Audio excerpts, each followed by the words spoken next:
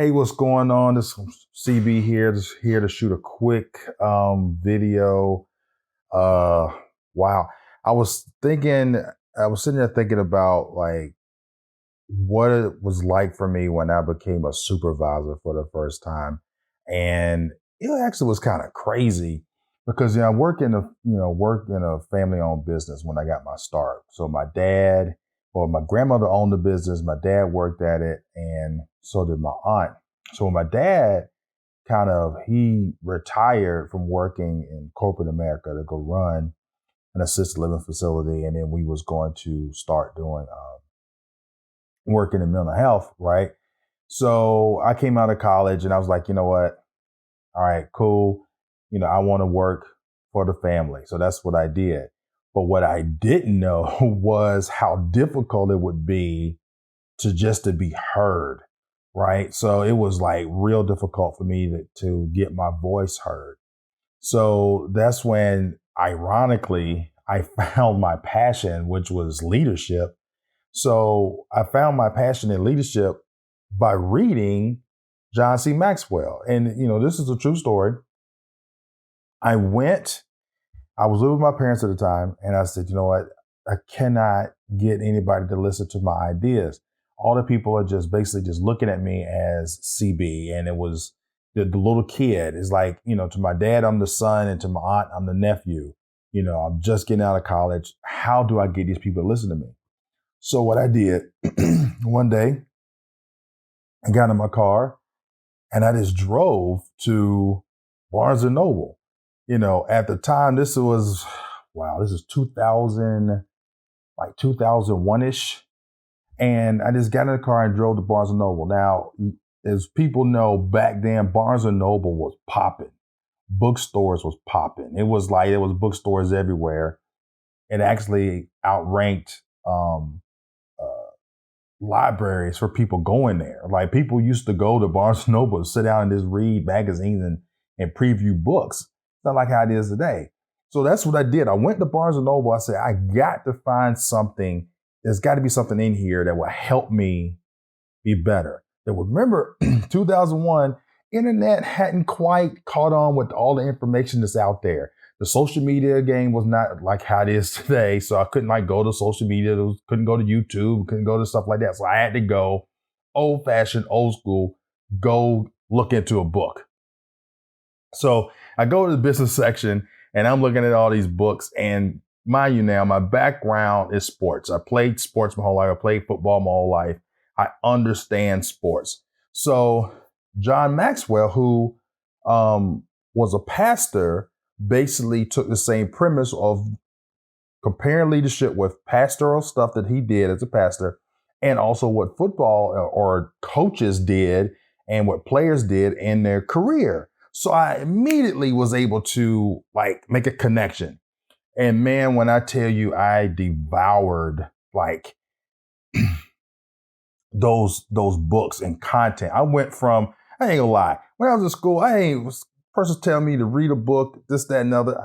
I'm not doing it. It's just all right, whatever. But when it came to this, soon as I got into his content, it was amazing. I basically read everything, and then not only did I read the stuff because of my background in football, which was you learn to play, and then after you learn to play, what do? You go and execute it. So I immediately would learn something, read about it, and execute it. Now I did have one thing that I did have at my advantage. Even though I was new to the business, I did have the last name Baker and a company called Baker's Home. So people outside of the two people I was trying to get listened to me did listen to what I had to say. So I was able to take information that I learned and was able to literally test it out to see if it worked. So I knew what did work, what didn't work. And 95% of all of what John C. Maxwell talks about in leadership works in reality. Okay. So now another challenging thing that I had was overnight, I was a supervisor in an industry that's dominated by women. The nursing, healthcare industry, nursing industry, it's all mostly women. I come in the background dealing with mostly men and dealing with men. So, in my disciplinary things, when my head is more male driven, in John C. Maxwell books, the how to praise and how to discipline or give critical feedback is still kind of based in a male dominant world for his content. His content is made for mostly men. And I don't think he would disagree with that. Right. So with that being said, when I got to translate this to what I'm working on, now I'm looking at a room full of women and I'm the only man in the room. So back in the day, if I was playing football and we did something wrong, the coach said, get on the line, we made it all right. How do I do that? And I have to admit, it took some time for me to realize that being blunt, how a football coach would be with me, I cannot be that way in this certain situation. So it caused me to learn how to really learn almost every individual in my team that was working for me to get a goal accomplished. Because what would work for person A, would not work for person B. And I learned that really fast. And, John C. Maxwell talks about John Wooden, the coach of UCLA, doing the same thing with his players. But I didn't really quite grasp it until I started getting into it and started doing and managing and supervising people. You have to figure out how people tick. And to be honest with you, most people have bosses that don't ask them questions to the point that literally all you have to do in order to be a effective supervisor out the gate is ask them questions, get to know them. They're going to be looking over their shoulder like, what the hell just happened? It's like they're gonna be a little worried, and don't worry about that. Just work with it, and then you'll start to notice as time goes on that you'll develop that relationship and build up those relationship currency, to where when you ask them to stay behind to do something, to work on a task or to do something, they will do it, no questions asked, because you built up that rapport with them, that relationship. Your relationship with them got much better. So the first thing one of the things I want to say is that when you are supervising a group of people for the first time, you need to understand the group of people that you're supervising. And then you get that feel from talking with them individually and as a team. Second thing you should do is find out who on the team or in the group of people that you're leading, as you're supervising, who has the influence. Because at the end of the day, leadership, as John C. Maxwell would say, leadership is influence, period. And just because you have the title of supervisor does not mean that you actually have the influence over the group.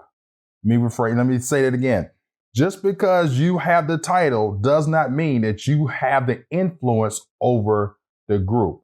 There's plenty of times throughout your career that you'll find out that you do not have the influence of the group. But here's the trick to all of this, right? And this is what I tell people one-on-one. I said, look, this is the force of Star Wars. This is where you could use this for good or you can use this for bad. You could be Luke Skywalker or you could be Darth Vader when using this bit of information, what I'm about to tell you. Here it is. You don't have to convince everybody on the team of your vision. You just have to convince the person with the influence. That's it. They will do all the work for you.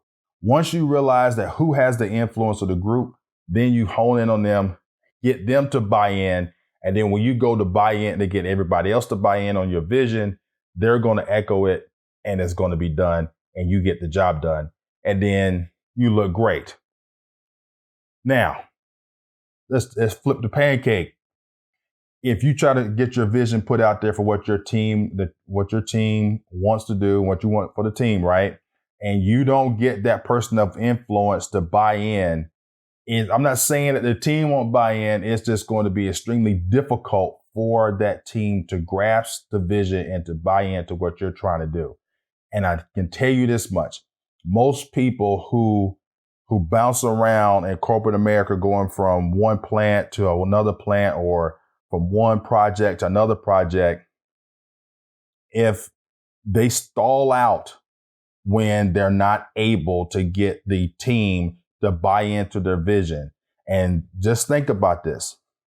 If you got a guy that's bouncing from one place to another place as a supervisor, as people in corporate America do, folks, but the people who are actually doing the work are seeing a new person come in every 2 to 3 years, they got a new manager, a new supervisor, a new plant manager, or something like that. What do? They size them up. But guess what? If the people that's been at that place been working there 20, 15, 20, 25 years, who has the influence? The new person that just came in or the person that's been there for 15, 20, 25 years? So the very first step you got to do in that whole thing is go get the most senior person there, sit them down, get to know them, get them to buy in on your vision and what you're trying to do for the team. And then I cannot say this enough, is you need to be genuine that you are actually there for the team, that the decisions that you're going to make is the best for the company and best for the team, and they coincide together. That's how you make sure that you are able to grow your business, grow your relationships with your people, and then get good quality people to come in to work for you. Thank you for this moment. Thank you so much. Wow. Wow. What a week. All right. Y'all take it easy. Peace.